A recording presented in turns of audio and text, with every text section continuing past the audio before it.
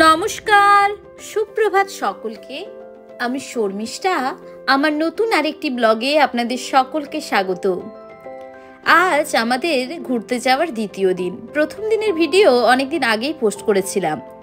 তো আজকে সকাল সকাল সকলে রেডি হয়ে হোটেল থেকে বেরিয়ে পড়লাম ব্রেকফাস্ট করার উদ্দেশ্যেই।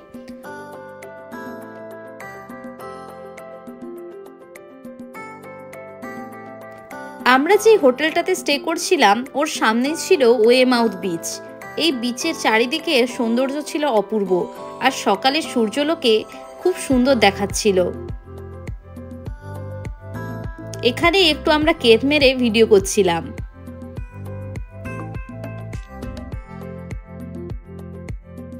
এখন প্রায় সকাল 10টা মতো বাজে, আর সমুদ্র তটে অতটাও ভিড় ছিল না। আর একটু কিছুটা এগিয়ে দেখলাম এখানে বোটে ওঠার ব্যবস্থাও রয়েছে, কিন্তু এত বেশি দাম বলছিল যে আমরা কেউ উঠিনি। তাই সামনে কয়েকটা ফটো তুলেই আমরা ওখান থেকে চলে যাই। কিন্তু জাহাজগুলো খুব সুন্দর ছিল।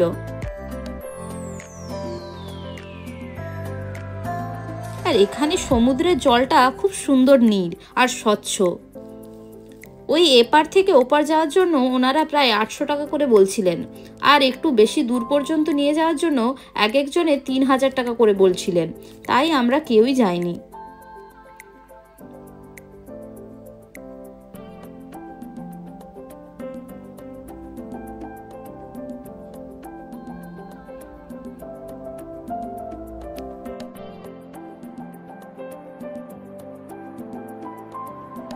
এখানে এই রাস্তার ধার বরাবর খুব সুন্দর গাছ ছিল, তার সঙ্গে ছিল অনেক সুন্দর সুন্দর ফুলের গাছ।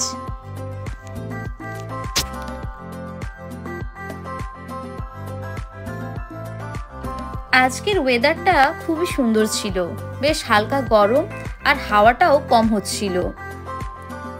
এই সামনেই একটা থিয়েটারও ছিল। আমরা এখান থেকে আরেকটু কিছু দূর এগিয়ে গেলাম।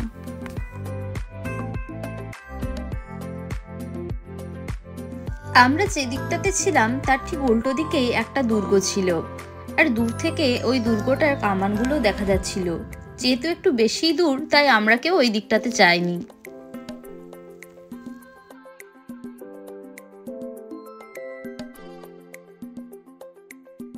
এই যে লাল রঙের বোমাকৃতি চ্যারিটি বক্সটা দেখছেন, বিশ্বযুদ্ধকালীন এখানে পয়সা সংরক্ষণ করা হতো, আর এই টাকা পয়সা দিয়ে সেনাদের পরিবার এবং সেনাদেরকে বিভিন্ন ধরনের পরিষেবা দেওয়া হতো। আরেকটু দূরে এগিয়ে দেখি এখানে বিভিন্ন বালি দিয়ে কারুকার্য করা রয়েছে, যার মধ্যে বিশ্বযুদ্ধকালীন বিভিন্ন ঘটনাও ফুটিয়ে তোলা হয়েছে।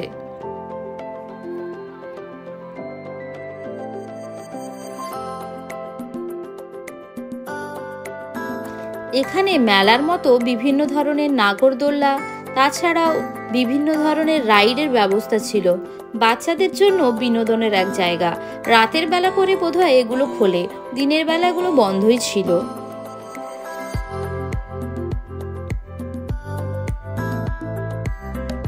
আর একটু এগিয়ে দেখলাম এখানে খুব সুন্দর একটা টয় ট্রেনও রয়েছে, যেখানে অনেকেই বসে এই রাইডটা এনজয় করছিল।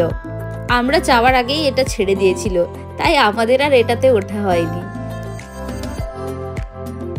যাওয়ার পথে এখানে দোকানগুলোতে দেখলাম বিভিন্ন ধরনের সমুদ্রের ঝিনুক দিয়ে কারুকার্য করা, তাছাড়াও বিভিন্ন ধরনের মিষ্টি চকলেট বিক্রি হচ্ছিল।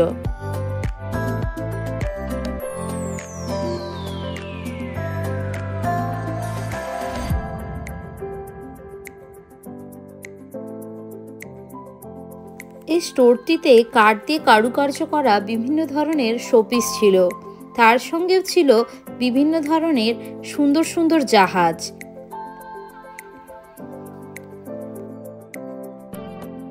চলুন এবার আস্তে আস্তে হোটেলের দিকে ফেরা যাক।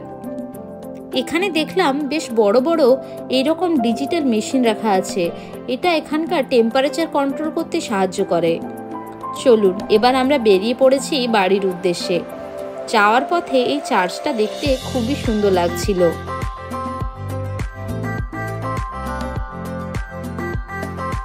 তো বন্ধুরা, আজকের ভিডিওটা এখান পর্যন্তই।